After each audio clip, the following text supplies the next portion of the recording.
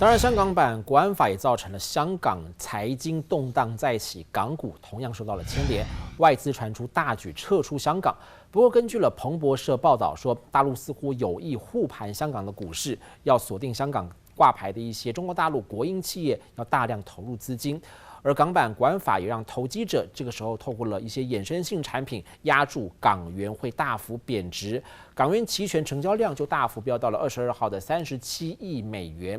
对此，香港金管局的总裁他说，目前并没有迹象显示资金正在流出香港。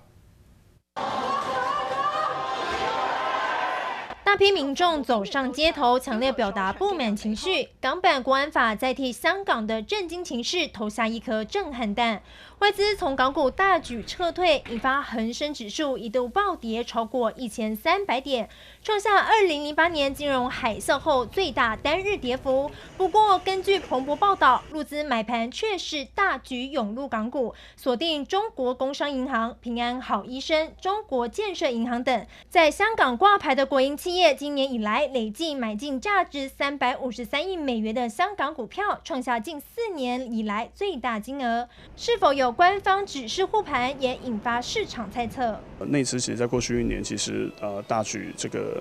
北向资金南下，那填补了外资这个缺口。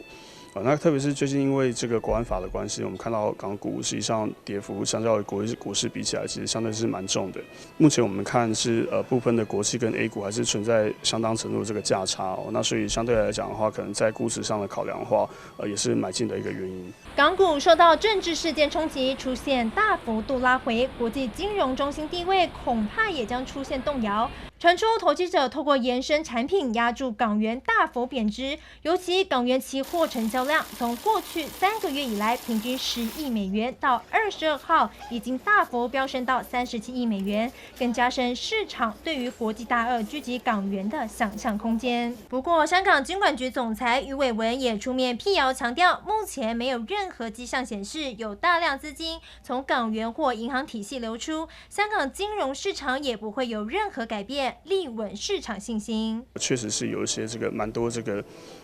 异于往常的比较多量的这个资金是在赌这个港币跟美元会脱钩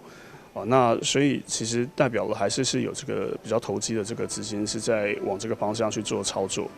只是我们认为短期内来看的话，这个几率发生相对来讲还是比较低一点。虽然专家认为短期内港元与美元脱钩几率偏低，不过28号中国人大将对港版国安法进行表决，是否会再引爆下一波危机，市场也持续紧盯。记者刘富子、林秋强台北采访报道。